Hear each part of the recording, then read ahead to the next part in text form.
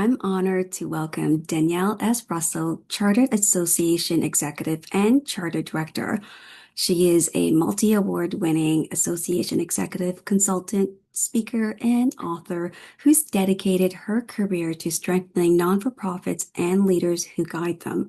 As Executive Director of Canadian Defense Lawyers, Danielle brings over 2 decades of experience helping boards and volunteers lead with strategy and purpose.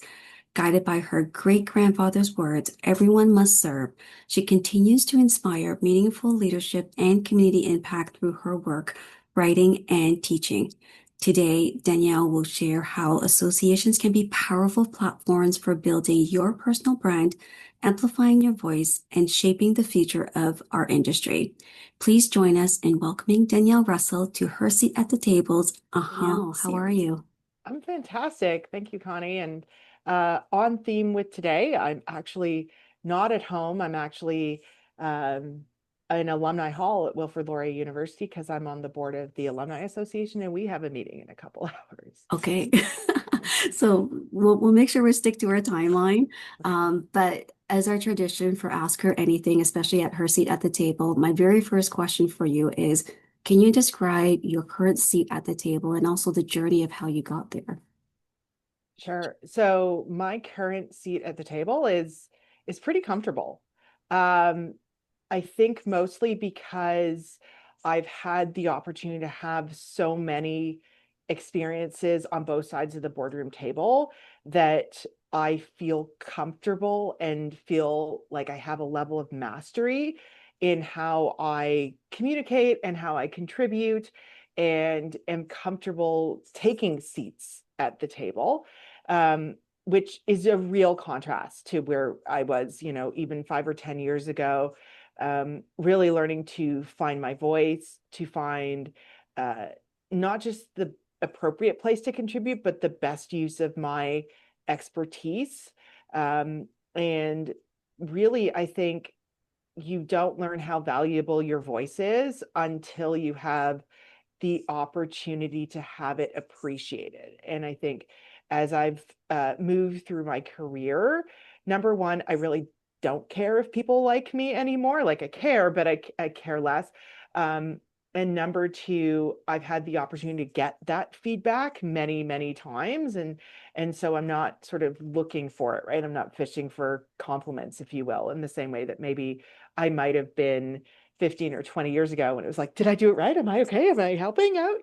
Kind of thing. So that would be my. I think what you just said is very powerful, right? So you have a seat at the table, your voice is valued in terms of your input, and it doesn't really matter in terms of the essence of being liked, right? It's about what impact are you providing when you have a seat at the table, and the feedback that you gain in the past has already built that confidence for you to say, you know what? I deserve this seat and I'm here and I'm going to continue to share my voice. I want to jump into, in our introduction for you, there's a beautiful quote from your grandfather, and everyone must serve. I'm curious to know from your career, like how has that guided you and how has this family philosophy shaped your approach to leadership and service through associations? So I think that it probably guided me even before I'd really ever heard the quote myself. So about 10 years ago, I was sitting in a church in Kingston, Jamaica, at my godmother's funeral. And my aunt was giving a eulogy, and she said, like my grandfather used to say, everyone must serve. And I thought, oh, that's really interesting. And I was already in the not-for-profit sector, but not in this sort of level. And my great aunt had led the Girl Guides of Jamaica for a number of years. And so I hear this profound sentence, everyone must serve. And then we stand up to exit the church, and there's an honor guard of brownies. So little girls waiting outside the church to honor the former leader of their movement within their country. And that kind of contrast really stuck with me as somebody who works in the not-for-profit sector and has worked with organizations that serve youth and serve other communities. And now I work with lawyers, which is more of a professional community. But even when I sit on the other side of the board table, I really think about that idea of um, if you sort of live in service, you may never see the multiplier. It could be that at your funeral, somebody walks out the door and sees that impact you've made. Um, and so for me, that has become this sort of rallying cry of we make an impact through service. And so I work in the not-for-profit sector. The boards I sit on are in the not-for-profit sector. And so it really is this sort of touchstone to almost everything I do. I'm trying to absorb everything. And as you're speaking about service and just the non-for-profit, and we have individuals here that are more of the entrepreneurial status right now. And often, if we're thinking about service, it's also called or titled volunteering. And Yeah. and there's different discussions out there. Some where they feel like volunteering is being taken advantage of, free labor. But the way you just articulate it, it's giving back. It's serving your community so that your legacy at the end, at your funeral, then you'll actually see everything that comes to fruition. What is your advice for young individuals, that is emerging talents in our industry that actually needs to gain those experience and serve their community in order to be seen and to be recognized? Like, what's your input on that one? Right. So I think, um, first of all, I would draw the distinction between sort of unpaid labor and volunteer labor, right? And the sort of key word here is volunteer. So um, if you are doing a job that you would otherwise be paid to do, or that somebody else might be paid to do, and you are being taken advantage of because they feel like you need the experience, that's a very different thing than an organization that's um, that's part of their workforce is volunteerism. So in the not-for-profit sector, when we talk about human resources, one of our largest sort of buckets of resource, human resource, is volunteers. So I really do want to draw that distinction, right, between people being taken advantage of and organizations that's entire model. I would also draw the distinction when we start to talk about entrepreneurialism and sort of that side of the house. Um, Volunteering with a not-for-profit organization is a very different thing than volunteering for an organization that is a privately held for-profit corporation. And I think those are kind of the two pieces I would sort of lay out on that side. I will say also, last year I had the opportunity to some young entrepreneurs that were in a high school program in Brantford. And I still talked about service because serving your community and serving your customers sometimes is a very similar skill set, right? Which is looking to add value to the other party in order to build that relationship or that rapport, right? So as an entrepreneur, I'm sure you know, Connie, sometimes you give more than what you're being paid for or what the scope of work is. And like it's kind of part of the game, and the real nuance, which I can't really speak to in the events industry, although I can speak to more broadly, is knowing when to stop, right? So um I'm about to swear, sorry, Erin, because I know you're the one who has to edit this, but I have a friend who used to be a touring musician, and he calls it fuck off money. So basically, he's like, listen, when you need the job, you ask for the amount of money you think they're actually going to give you. But when you don't need the job, you ask for the amount of money you're willing to do the job for, knowing full well they could tell you to F off. And I think what's really nice as you mature through your career is starting to get to the point where you can do that more often. And I Mhm. think that's kind of the goal when you work for yourself. I do consulting work as well. And sometimes I ask for a ridiculous amount of money because I don't really have time. And in order to make the time in my life, I'm making a big trade-off. And so I'm like, listen, this is going to be 10 grand more than it would be if I needed the work, right? Right. It's kind of like the art of negotiation, right? Knowing what you need versus what you don't. And the more that it's not necessarily a full benefit for you, you're willing to like, I'm willing to have a high stake risk that they're not going to pay this if I ask for this amount. If they do, great, I'll do the work. Really appreciate that. I want to jump into kind of like questions around Yeah. personal brand and influence. Yes. And from your experience leading Canadian defense lawyers, which is like, Mhm. powerful individuals in this association, and serving on multiple boards as well. How have board and volunteer roles shape your personal brand and professional credibility? Okay. So I think obviously there's two boxes there. Um, and I'm gonna say beforehand that this is one of those like places where I urge caution, right? So I have been very lucky that I have yet to Peter Principle myself. So the Peter Principle is a business principle that says that every person will eventually rise to the highest level of incompetence. And it basically means that eventually you will get so much responsibility that you will find yourself in a role you were actually not competent to do. And so, in finding and selecting board roles, I always urge people, yes, stretch your skills, like look for the growth opportunities, but don't do something that you're really uncomfortable or don't feel you have the skill set to do, because that piece can impact your personal brand. Um, if you were the person who goes to the board table, who doesn't know what's going on, who can't read the report and won't ask the question, that's a negative impact on your personal brand. For Mm, me, personally, because I also have some very specialized education. I have my chartered director designation from the Directors College at the DeGroote School of Business.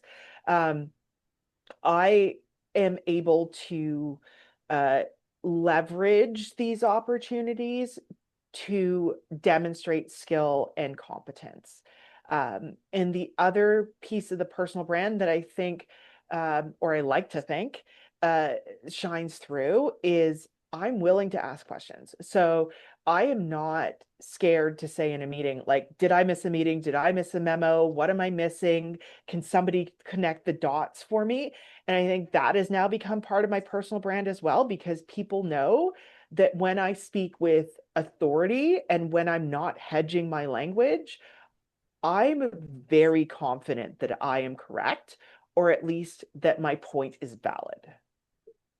I like that you also point out that it's important to ask questions, right? And it's not necessarily asking questions to put someone under the bus, but it's asking questions for clarity, and to also make the right decisions. Because as boards, you all are presented with potentially solutions or problems where you need to create the solutions or make a decision on certain things. And I also like the fact that you called out that there's a risk if you're not in the position of knowledge or experience and having a seat at that board table, you're making ill-informed and like decisions, then that's impact negatively impacting individuals. And I think that's more on the board, executive board level that you're in. I think on the flip side of it, if we talk about the volunteering of a board, it's a learning opportunity, right? And sometimes you Yes. don't have all of those insights or experiences to back up, but you still have a seat at the table. It's a volunteer role, and you have a little bit of grace, a little bit, to ask the question is the most important part, and then make that informed decision as a collective group within those board members. But I think the bottom line I'm trying to say is there is a distinction. There is higher risk in not being well prepared and experienced in an executive board table versus a volunteer role. But still, same expectations needs to come with credibility. Right. So the one thing I would say is that regardless of whether or not it's a voluntary board or a paid board, you're still a fiduciary of a corporation. Yep. And I will also make the distinction that the requirements, if it is a registered charity, are very high. So um, I'm not discouraging people from taking a seat at the board. And I totally agree with you, Connie, that it can be a learning experience. In fact, often when I talk to boards, particularly when they are thinking about younger professionals, younger individuals, I say things like, we have an obligation to train the next generation of directors. The one piece I always encourage people is, do your research going in. If this is an organization in crisis, it is a bad place to learn at the board table. If this is an organization that's in a healthy place, or even just a place that's pretty stable, that's a better place to learn at the board table. And so it's not, don't go sit at the board table. It's be really thoughtful about which board tables you sit at, Mhm. and what level of skill might be required in that space and in that time. Wow. I think what you just said is powerful. And I think when you talked about preparing the future, and providing a stepping stone for them to be prepared to actually take the official seat. What's your advice in terms of like individuals who've been on the board for many, many years, many, many terms? And some people may say, you know what, why do you keep taking that seat when it's time to allow the next generation to go in? Like, what's your advice on that? I mean, every organization is different. So please understand when I say, I was talking to somebody the other day and they were like, oh, yeah, well, the chair of our board has been there 20 years. And I'm like, they're the founding chair, aren't they? Right? Because that's the kind of thing that happens. Mhm. Um, I think it is really tough because it is so circumstantial. I will say, by the time an organization matures to the point where they're putting term limits on their directors, there's usually a pretty good reason for that. Mhm. And if they're lucky, they did it preemptively and not because they're responding to a problem. But at the end of the day, fresh ideas are important. And even as a sort of more mature director, and I don't mean that age-wise, I just mean in terms of my experience, I won't sit at a table for more than a few terms because at some point I just run out of ideas, right?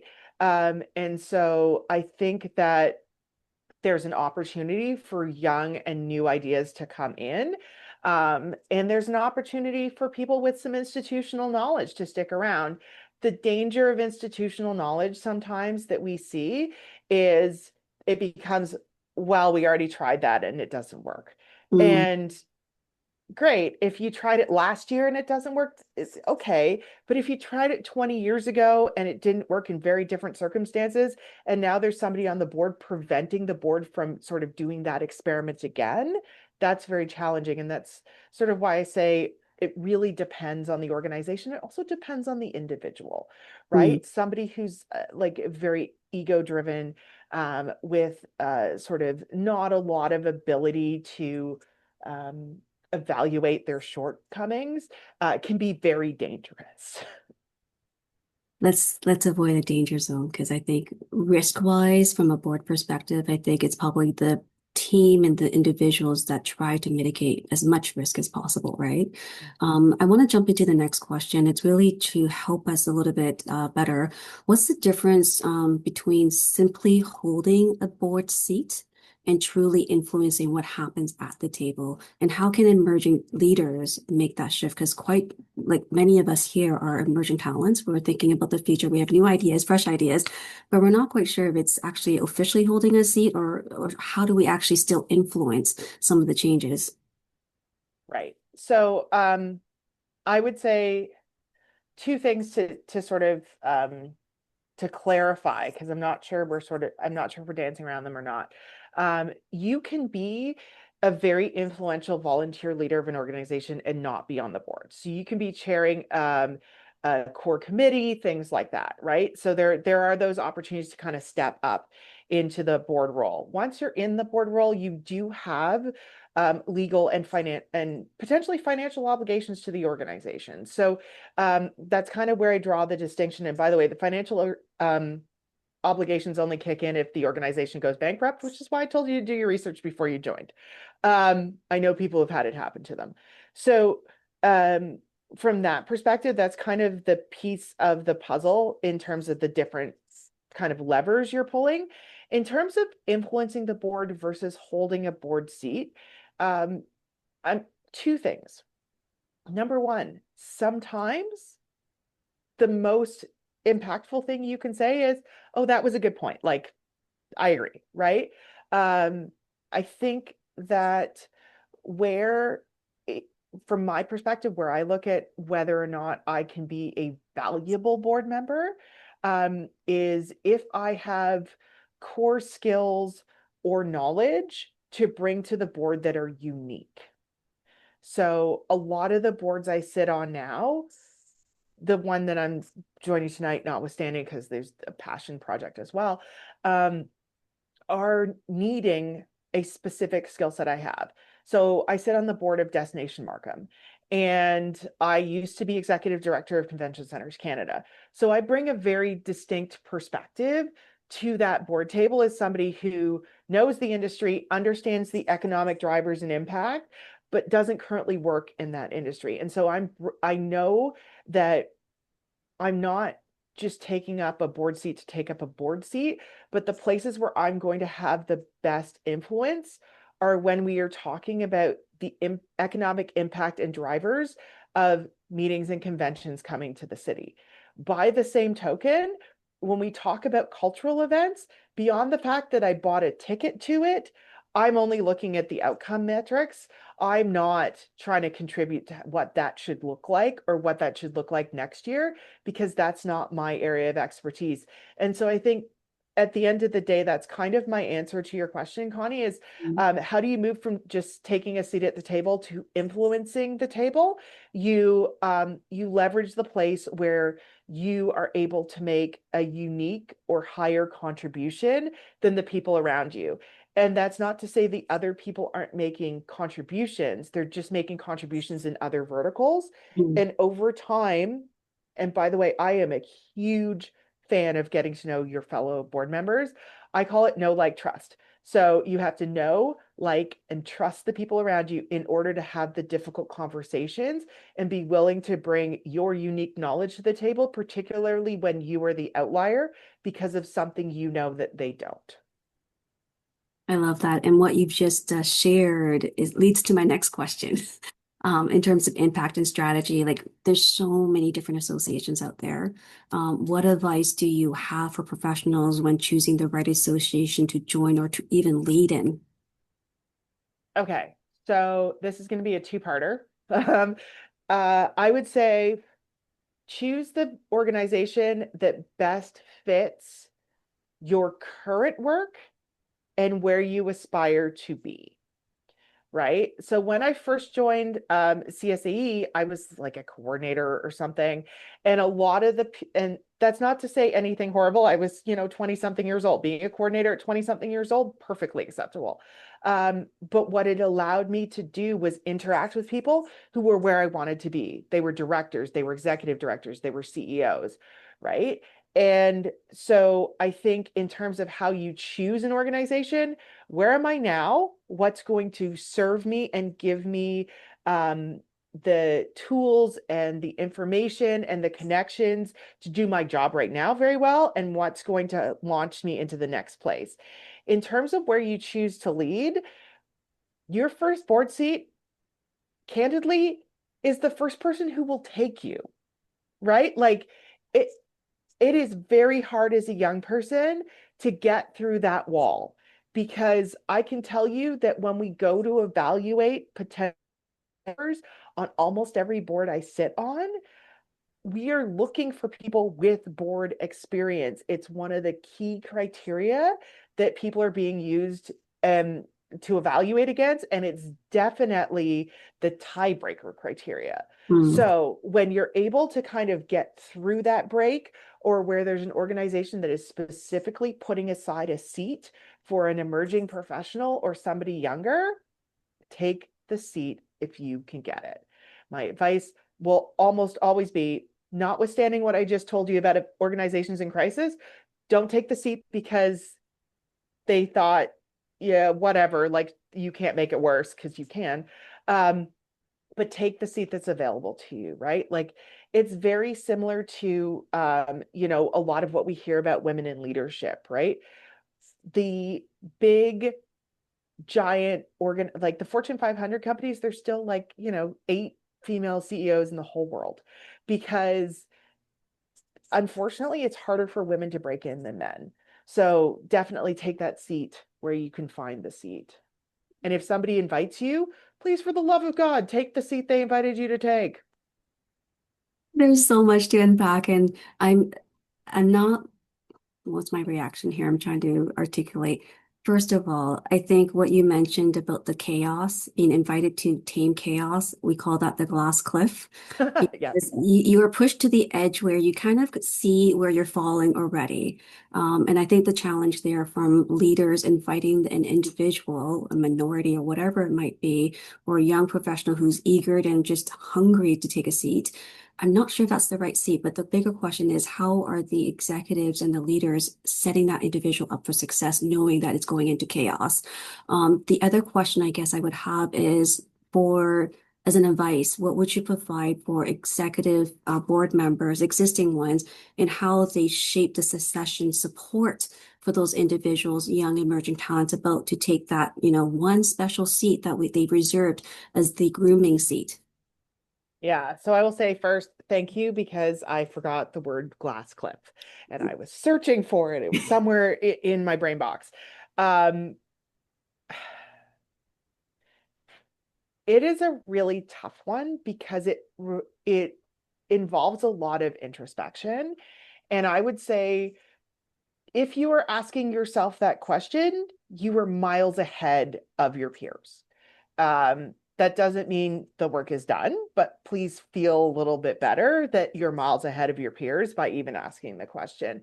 Um, I think the real thing, and I say this for every board member, regardless of their experience, is onboarding is so key and getting people the information they need to mount that learning curve is critical because what happens a lot with boards, and I am just as guilty of this as others sometimes, is we don't always write everything down. We have minutes, but we don't always write everything down. So like everybody knows that this is how it works, except actually the brand new board member doesn't know that that's how it works because Mhm. it wasn't part of the orientation.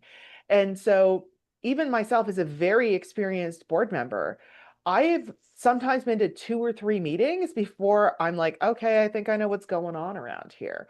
And so for a younger person who this is their first or maybe even second board, and back to that asking questions thing, we need to help young people not have to ask the question. We need to be proactive about giving the answers to the questions that new people have and need to know the answers to in order to contribute meaningfully to the dialogue and discussion. Yeah, So yeah, sorry. Keep going if you have more. no, I was going to give you an anecdote, which is um, the board meeting I'm going to tonight. This time last year, I'd been on the board for a year, and I was like, when's the fiscal year end? Because I need to know if these numbers are good, right? Mhm. Because and it was just something I hadn't personally learned in the first year, but half the board was like, oh yeah, it's June 30th. Oh, okay. Well, that contextualizes, right? And so um, a lot of organizations have that kind of stuff. Um, and that's a small thing that we can tell people to help them contextualize the other information they're getting. Yeah, I think I was smiling a little bit because as you were sharing about kind of succession planning and the onboarding piece, I think it's huge. And from an association perspective, from my experience anyways with I really appreciated the opportunity to sit down to actually review past blueprints of what has been done, how has it been done, and what was the results. And then that way you can actually learning that path and that journey.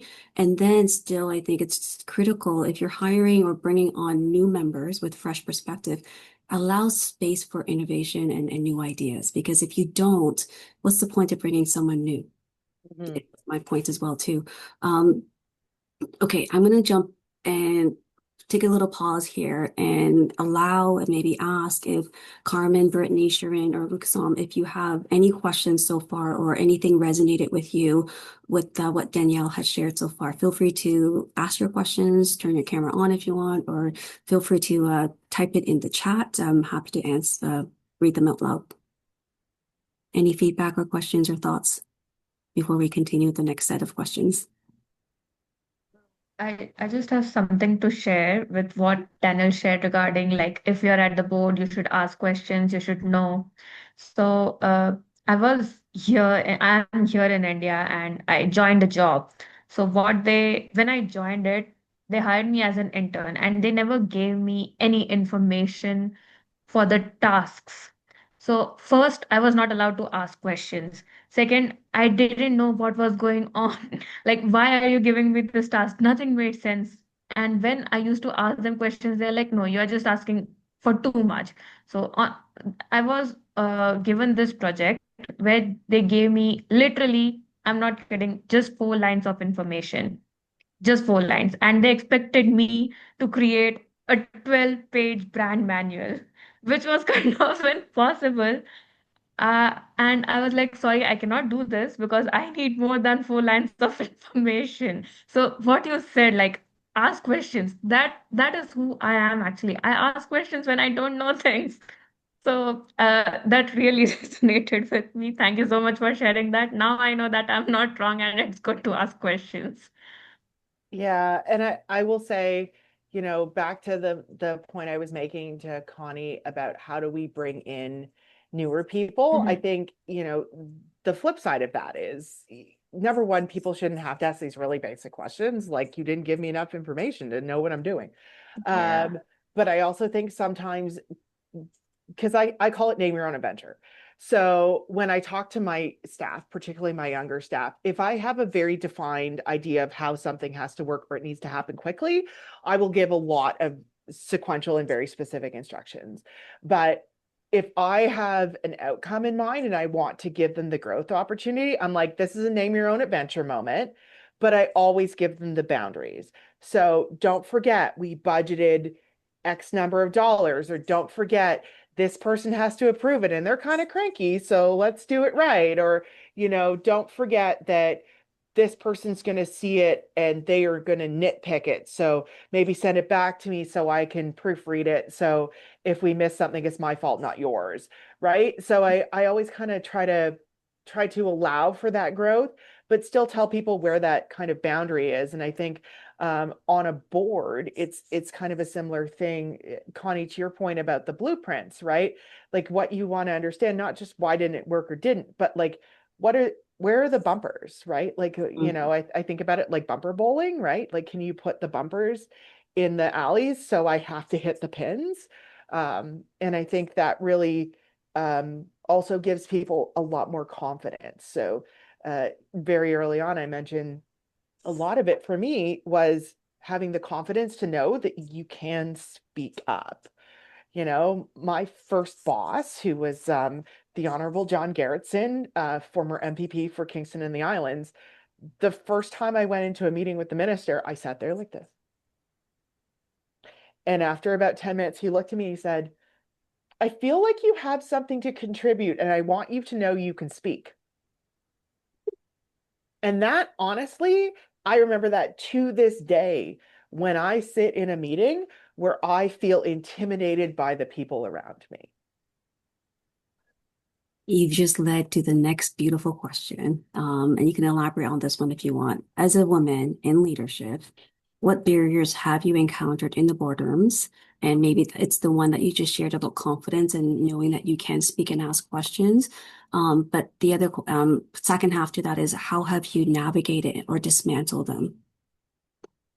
I think the biggest barrier, and it's not as bad anymore. So, like I said, the chair I sit in is fairly comfortable now, was getting to a point where I didn't feel like I had to give you my resume before I made my point, right? So, when I gave the example of being on the board of Destination Markham, which probably is more relevant to some of the folks in this room.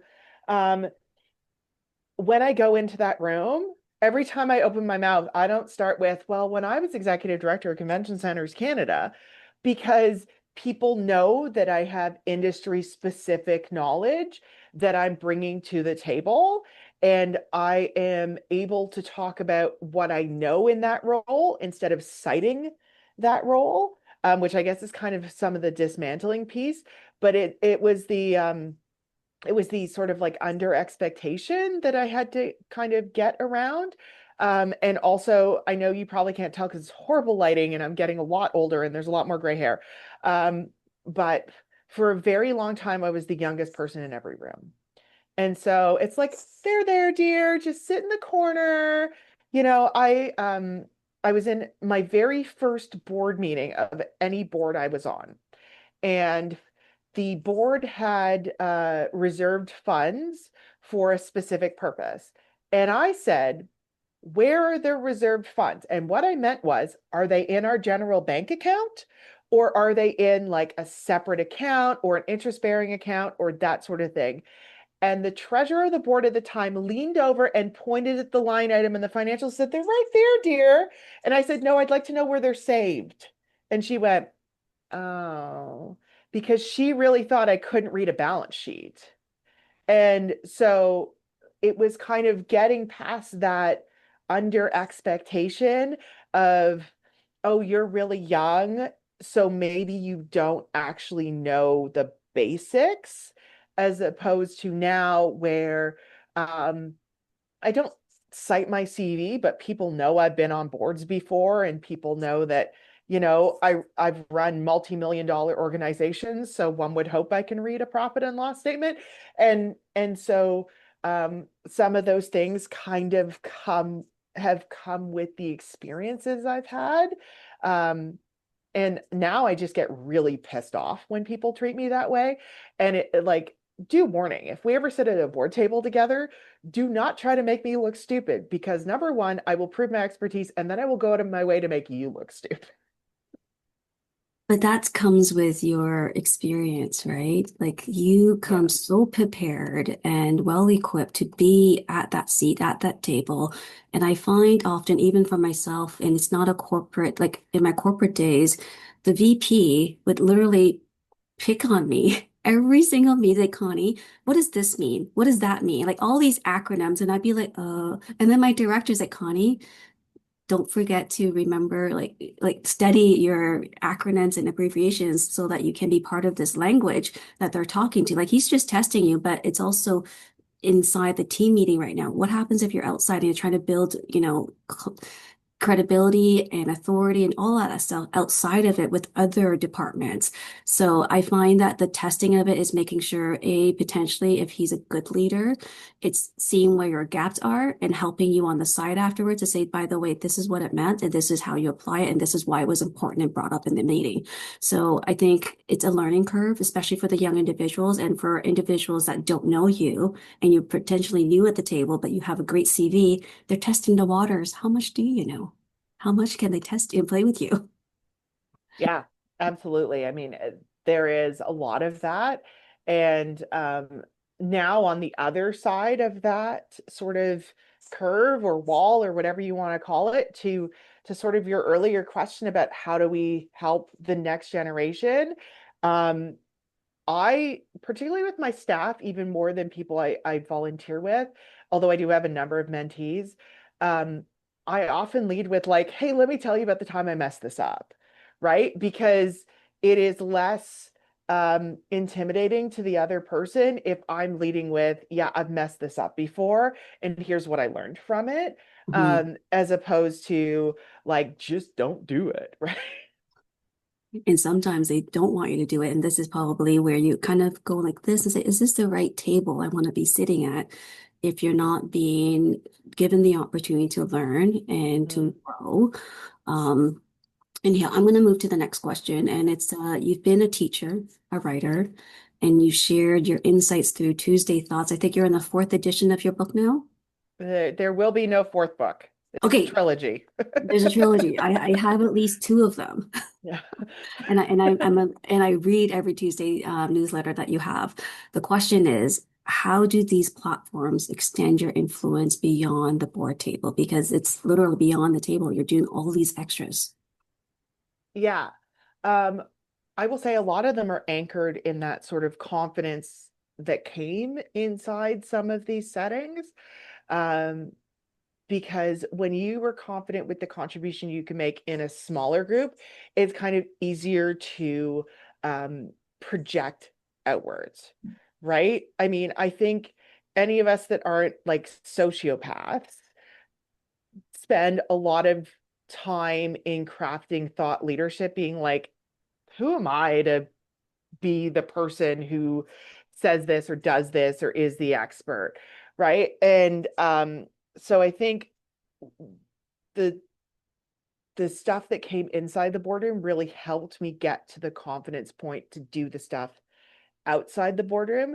Now, a lot of it is about really doing a deeper dive than we might at the board table. So from time to time, my writings do tend to get a little esoteric. And I have contributed to things like Association Magazine and Associations Magazine. They're two different magazines, I promise.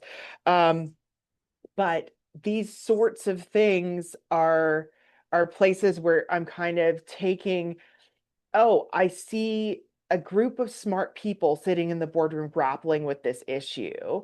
How do I sort of tease that beyond the boardroom, or how do I sanitize it so you can't tell which board I'm talking about, and then talk about the issue more broadly in a way that then also kind of influences back in, because I'm now aware of the fact that it is very rare for me to sit down in a room, particularly in certain industries, and somebody in the room hasn't read my writing. And so it also kind of helps with that credibility piece, because maybe you don't know my resume, but you're like, oh, you're the Tuesday Thoughts girl. Okay, I have a hunch I know what's going on, or I understand the value you place on impact, or something like that. Love it. And I do love your Tuesday thoughts and how you are so poignant on specifically tagging individuals you want to spotlight. I want to ask that question though, like, how do you choose the people to go on your Tuesday thoughts? Yeah. Yeah, how do you choose them in terms of which day, like which week you want to spotlight and support them? Yeah, so I think there's sort of two buckets. And for anybody who hasn't read the newsletter, you're just going to have to go back and read it to figure out what I'm talking about. Um, shameless plug. Um, so if somebody is mentioned in the body of Tuesday Thoughts, and you may have noticed, Connie, from time to time, the person who is sort of the instigating force is not named. Um, Sometimes because of their preference, and sometimes because I don't know how to speak about them as kindly as I would like to. So from that perspective, it's really, did you get me thinking about a thing? And is that a good thing, right? And then in terms of the other shout outs and that sort of thing, it's really occasionally somebody will reach out to me and say, hey, can you put this in Tuesday Thoughts? Because I know your readership would care about this issue. But 9 times out of 10, it's just from the bookmarks on my LinkedIn account. And, I have, you know, I don't know, thousands, if not tens of thousands of saved items at this point. I could never find them if I wanted to, unless they were in the shout outs. But it's sort of, what did I find interesting this week? When I was scrolling through my feed, did I see something that I think would be of benefit to my industry? Or did I see somebody over here who I think we could amplify over here? It's really just, I thought that was interesting when I scrolled past it. That's good to know. If you think it's interesting, we should check it out, right? All right, my friends, we have about 15 minutes left. I have 2 questions left for Danielle. And while we're going through them, what I would love for you to think about, because we will go to each individual, is maybe share a thought of an aha moment that you gained today so far from listening to Danielle. So before we get to you and you're thinking about your answers for that, Danielle, your next question is, associations are quickly evolving. Some of them faster than others that we need.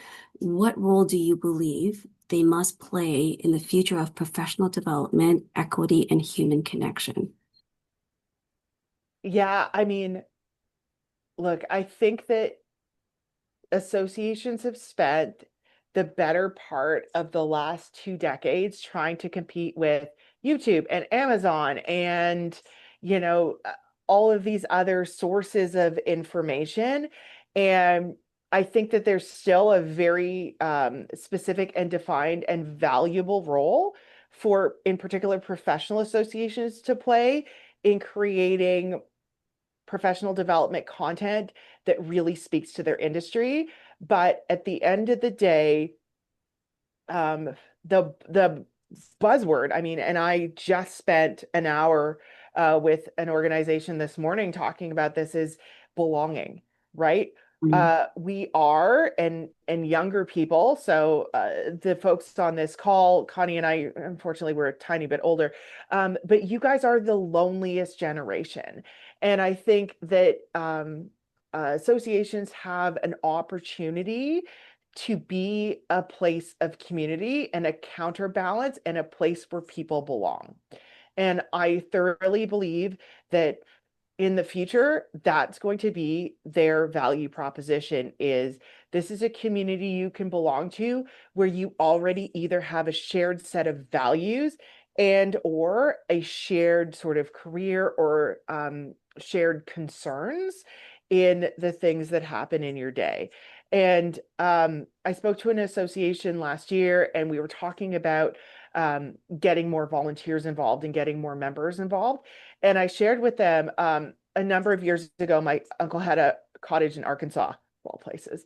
And he was out front of a Kroger, and he met this like old guy in, very stereotypical kind of middle America.